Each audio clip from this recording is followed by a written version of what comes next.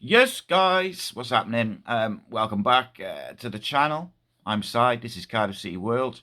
This is your player ratings video for Cardiff City versus Hull City. So we're going to go through each individual performance of the team and give them our rating. So obviously, Cardiff had a very mismatched team and had to kind of make do and bring players in and rotate and just kind of put an 11 out there that he thought could win the game. And ultimately he did. I see a lot of people giving Ethan Halworth stick. So I am no more nervous with him in goal than I am with Alnwick. I don't think either is a number one, if I'm honest, at this stage. But Ethan Halworth dealt with everything he needed to deal with from a defense, saves and stuff like that. I thought he was fine. His distribution, not great, but also I think that was a little bit by design because we went long a lot. And then when we did go short, it was kind of like he just hesitates and delays it. And I get it. Like, I know what they're trying to do, but what Hull did is they just didn't press when he had the ball, so he just looked silly then. He done 21 long balls with only 8 finding their mark, which shows how often we went long. Look, he had 52% accurate passes, which is really low for a keeper. 31 touches. He had 1 save inside the box, 1 save overall. The expected assists, no, we don't need that. Yeah, and he was all right. He wasn't bad. He wasn't good. He was a run in the mill 6 out of 10 for me. That is my opinion. Not bad, not good, not just all right. Andy Rinamotta. He is really Mr. Reliable for Cardiff City. I thought he didn't have his best game last night, but he still managed 3 clearances, 7 out of 12 ground duels, lost possession 15 times, 68% accurate passes, which is a lot lower than he normally would get. 1 out of 3 long balls found their mark, 1 out of 1 successful dribbles, 53 touches. I thought he did all right. Defensively, I thought he did well, actually. There was just a few things, like some heavy touches and misplaced passes, where I just look like, is he a bit mentally tired? Is he a bit physically tired? Played a lot of football this year after playing not very much the year before. And I just wonder whether he could do with a little break. But again, done all right. I would give him a 6.5 out of 10. But did, fine. Perry NG. I thought this was Perry NG's best game of the season. 90 minutes, centre-back. Made 13 clearances, 1 block shot, 2 interceptions, 2 out of 5 aerial duels won, 1 out of 2 ground duels won. Was fouled once, made 1 foul. Only lost possession 5 times. 89% accurate passes. 2 out of 5 long passes found their mark. Had 1 shot on target with a free kick. Very good. I thought that was his best game in a long time. And he looked bang up for it. Fought for everything. Bit of shithousery all over, just generally good. There was one instance in about the first 10 minutes where they played a really simple ball through the middle into the centre forward, and he was between the 2 centre backs, and I just thought, oh no, here we go. This could be a problem if that carries on, and it didn't happen after that. I thought he was excellent. He gets a big whopping 7.5. Actually, I'm going to give Perry NG an 8 out of 10. I thought he was really, really good. Really happy to see as well. Will Fish, same as Perry NG. Looked up for it. Looked focused. 13 clearances, 1 block shot, 2 interceptions, tackles. 2 out of 4 ground duels, 1 out of 1 aerial duel, which is a bit of a surprise that he only had the 1 aerial duel. Perry NG had a few more. Only lost possession 6 times, 2 fouls, was fouled once, 41 touches, 73 accurate passes, 73% accurate passes, 1 out of 3 long balls found their mark. Very, very good. from both Will Fish and Perry NG. So they both get an 8 out of 10 for me. I thought they were a big part of our defensive display last night. And I think Will Fish is really starting to show what he can contribute to this side. One of the things, incidentally, one of the things that's been levelled at both Perry NG and Will Fish is lack of concentration, or like doing well for a bit and then switching off and making an error which leads to a chance or a goal. And both of them did a 90 minutes of just pure concentration, focus, determination, fighting for the badge. Love that. Callum O'Dowda, another one, fights for the badge. It's just immaculate attitude to Cardiff City. Didn't get forward as much as I would normally expect him to, but it did his defensive work so well.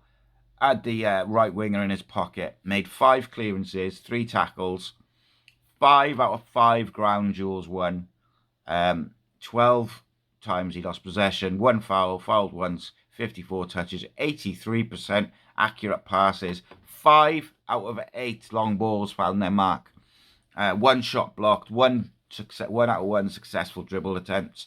He did have 3 crosses that didn't find their mark, but overall, Callum O'Dowda was superb, and another one who gets 8 out of 10. Really, really good. A captain's performance from Callum O'Dowda, I thought, led the team, speaking to Keane Ashford all the time, just to make sure he was in the right positions and stuff. Just superb, absolutely superb. Sivert Mangswerk did the dirty work.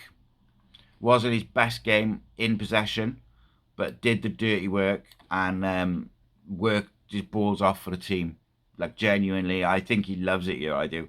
He just looks like he enjoys it. The championship and the rough and tumble of it and everything which comes with it. Like, he's technically very good. We didn't see that as much yesterday because of the tactics that we employed to play a bit more like the away side. Had 40 touches in total, 71% accurate passes, 1 key pass, 1 unsuccessful cross, 2 out of 5 successful long balls. 0 out of 5 ground duels. 1 is a bit of a worry, but he generally does better than that. So maybe it's just the nature of that particular game. But he did win 2 out of 4 aerial duels, 3 fouls, 1 clearance. Was dribbled past twice, so maybe that's a sign of a bit of tiredness where he's played a couple of games in a row. But we just didn't have the players to replace him. No Joe Rolls, no Ramsey. Siopis is gone. Could you have put Ruben in there with Chambers? I mean, you could have, but it's a risk, particularly with the way we were looking to play. It wasn't the right time for Ruben to go in the pivot. So, yeah, Mangswerk was fine. It gets a 6.5 out of 10. Maybe a 7. Maybe a 7. Callum Chambers, the revitalised man.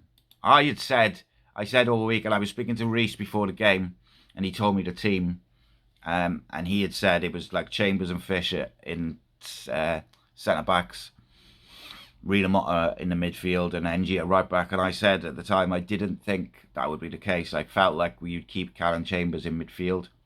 I think Callum Chambers really struggled at centre-back for Cardiff in the Championship, and I thought that turned out to be a superb decision by Omar Risa, because Perry NG was excellent, and Callum Chambers, for someone who wasn't fully fit, was very, very good. Gave us 78 minutes of just fighting for the badge. I don't think he was as good on the ball as he has been, but was still pretty damn good. At 38 touches, 78% accurate passes, 2 out of 6 long balls found their mark, 4 out of 8 ground duels won, 1 out of 3 aerial duels won, lost possession 8 times, only made the 1 foul, 4 tackles, was dribbled past twice. And I think that's interesting that both the midfielders, who are generally good in duels and tackles and things, got dribbled past a couple of times. Might be the nature of Hull's system, that 2-2-2, possibly. But I thought Callum Chambers was pretty good. He gets a 6.75 out of... Him and Mangswerk actually get a 6.75. Not quite a 7, but better than a 6.5. Chris Willock. A few people disagreed with me in the live I did after the show last night. Just a quick one. I thought he was all right. Like, I just would like to see more, but maybe I do him a disservice because it was a very disciplined and tactical display by the team, and in turn by Chris Willock. He did his defensive work much better than he has been doing at times this season. Played 63 minutes, had 34 touches, 84% accurate passes, so very rarely gave the ball away. One key pass, 1 out of 7 crosses found their mark, and that was probably where my frustration came with him. Was he was on my side, so I did see the defensive work he was doing, but I also saw that the quality of the crosses I thought he was putting in the first half were not great, although they did get a little bit better in the second half. 1 out of 1 long ball found its mark. 3 out of 6 ground duels won. So Chris Willock, not renowned for his defensive capabilities, won 50% of his ground duels, had 1 unsuccessful dribble, 3 out of 6 ground duels, like I said, lost possession 12 times, he was fouled once, made a clearance once, 2 tackles, interceptions 1, did get dribble past twice. He gets a 6.5 out of 10. Probably better than I said last night, in fairness, and I don't mind correcting that. Like, he did, defensive job was really good. I see the talent and the ability he's got. I just would like to see his decision making and him be a bit more direct, especially when he was on the right. There was a chance in the first half where he had the fullback one-on-one sort of going towards the box, and he sort of decided to stop and go back. And then there was another one where he kind of just threw it in the box. And I'd like to see him, when he's on the right, really go at his man. He's got the skills, beat the man and get that cross in behind. But yeah, 6.5 out of 10. Decent. Good defensive discipline. Callum Robinson, the goal scorer again. Where would we be without Callum Robinson's goals this year? A superb finish by him. I thought he picked up some really clever positions in the first half and got himself into nice places, but it was his final execution of the shot or the pass which wasn't quite there. Probably a bit of rustiness where he's been out for a couple of games, but the effort is always generally there. Talks to his teammates, communication's good, and again, wasn't fully fit, so to give us an hour, 21 touches, 79% accurate passes, 2 out of 4 long balls found the mark, 2 shots on target, 1 off target, no successful dribbles, didn't win any ground duels, or well, only had 1. The 1 aerial duel he had, lost possession 7 times. And of course the goal, what a finish. What a finish that is. Good header by Salic across the box, keep it in the area.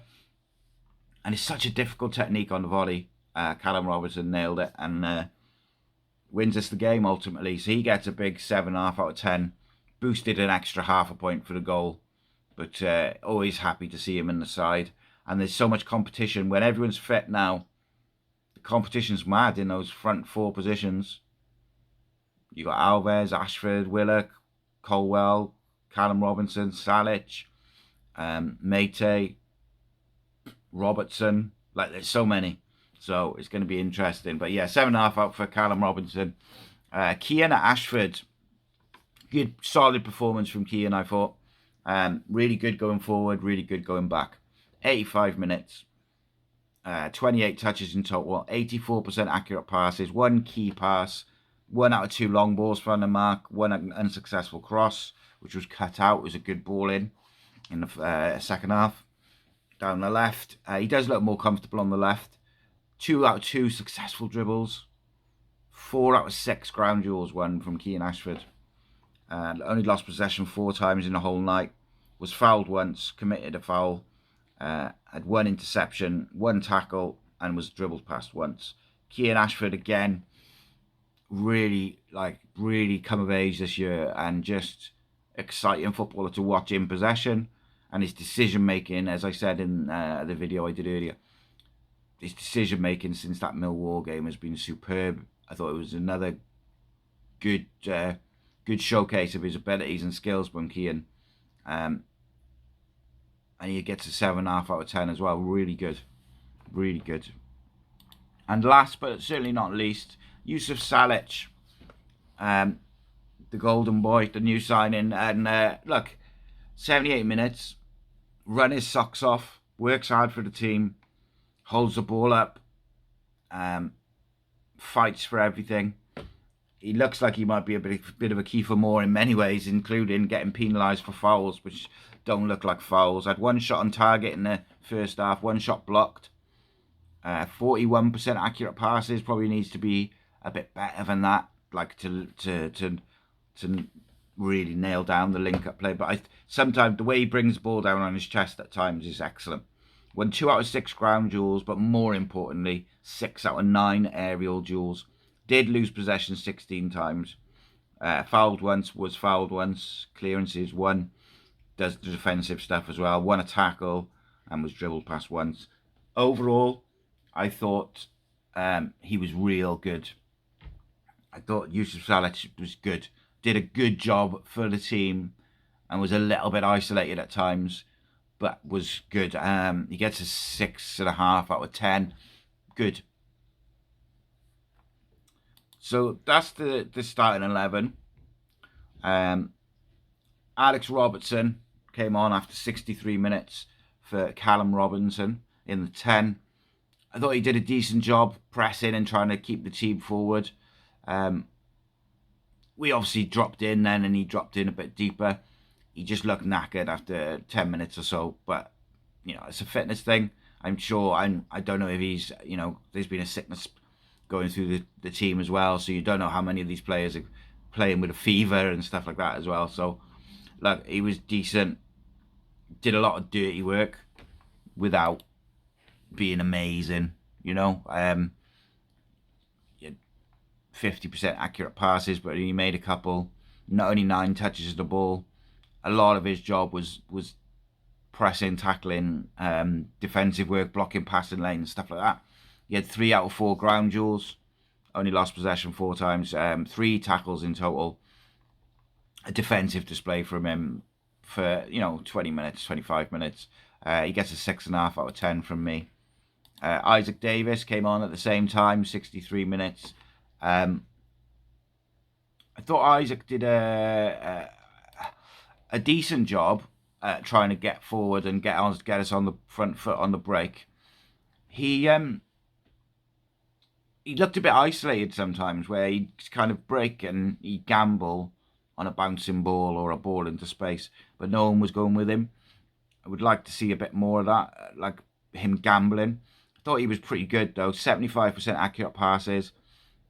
Didn't have loads of the ball. A lot of defensive work, and that's the story of the whole team really. A lot of defensive work from Isaac.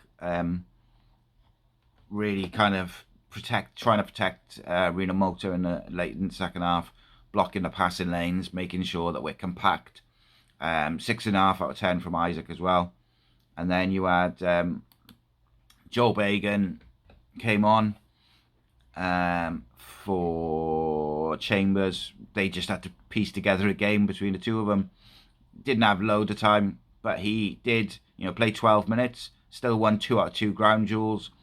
A couple of touches, a tackle, solid, but difficult to give it. He didn't have a lot of it, so I'm going to give him a 6.5 out of 10 because he won a couple of tackles, but didn't have much time to make an impact. Same with El Ghazi, 12 minutes, had 1 dribble attempt, 100% passing accuracy, only, you know, 4 or 5 passes, but never lost the ball. 3 out of his 5 aerial duels won, which is not really his game, but we were firing it up to him on the sort of halfway line on the diag, and he did well to win a couple of headers. You know, 6 out of 10, just average. You know, it wasn't bad, wasn't good, just didn't have much time to implement the game. And again, we were kind of so defensive at that point, he was never going to really get much opportunity. Ruben came on, like, played 11 minutes, but he came on at 85 and, you know, fine. Didn't give the ball away. Had 1 off-target shot where I think his teammates wanted to take him into the corner, but it was interesting. I saw Rhys talking to him before he went on, and I think he was saying if you get an opportunity to shoot, shoot. So whether, you know, he came on for Ashford, whether they were looking to just get him to hold the ball and keep hold of it, and then if you get an opportunity to get another goal, get a shot off or whatever, then yeah. But Ruben gets a 6. Like, you can't give him any more or lower than that. He wasn't on for long enough. And then it was good to see Dylan Lawler on the bench. That was I'm sure there was not much intention to play him unless absolutely necessary, but it was good to see him there. Good to see him and Giles on the bench, Mate and Turner, the other unused substitutes. And look, overall, I thought it was, I watched it again earlier, and obviously it's different watching it in the stadium and then watching it on the TV. And when I watched it on the TV this morning, I really appreciated what Omar Rhys did. And let's talk about Omar Rhys then. So Omar Rhys gets a mark out of 10 as well. But I actually thought he's quite clever last night. A bit brave. Maybe a little bit by necessity because of the injuries and suspensions and whatnot. But you've got a whole team who's excellent away from home. But at home, they struggle to break teams down. So Omar Rhys has set us up with a very mismatched defence. Pieced together team. Set us up like the away team. Let them have the ball. They've got to break us down. And then we try and hit them in the transition on the break. And I think it worked a couple of times in the first half where we pinched the ball and then we went bang, bang, bang, quick passes and we were through. But unfortunately, we don't move the ball quick enough as a team. If we can do that, I really like what he's building. And the more I see from Omar Rhys, the more I'm on board with him as maybe being the right man. I think he's doing a really good job bringing in young players. He wants to play with pace and directness and move the ball on that sort of 1 and 2 touch. But it's going to take time. In terms of this whole game, not the way I particularly want to watch football and teams, sitting in and letting the other team have the ball. It's not good to watch at times, but it was quite clever tactically. I think I give him an extra mark for being brave and playing like the away team at home. And I also think with a bit more quality from his players, we could have hit him on the break a bit more and maybe got another goal or two in that first half. There was opportunities there. Just the final ball let us down or final shot let us down. But I think Omar Rhys, just for getting 3 points in a massive 6-pointer, finding a way with so many injuries and suspensions to get the 3 points, have a tactical plan, stick to the plan, and the plan working, gets a 7.5 out of 10 for me. Guys, let me know what you think of my player ratings. Are they too harsh? Are they too easy? Where are your ratings? How do you rate Rhys's performance? How do you rate team's performance? Let me know. I'm always interested. If you haven't seen it already, please check out my sort of match review, which dropped a little bit earlier. And don't forget as well, tonight we have the Cardiff City World on Cymru Sport from 7 till 9, where we'll have all new guests, including ex-Cardiff City defender Rhys Weston. We also have the Up the Villa podcast for joining us, as well as Jamie for the fan opinion. So please do join us for that from 7. And look out for my vlog as well tomorrow, probably now. But appreciate you all. Make sure you subscribed and like and all that good stuff. Because remember, when people watch these videos, 40% of you are not subscribed to the channel. Please do subscribe. Really helps us out. And if you want to become a member, hit that join button as well. I will see you later in a bit.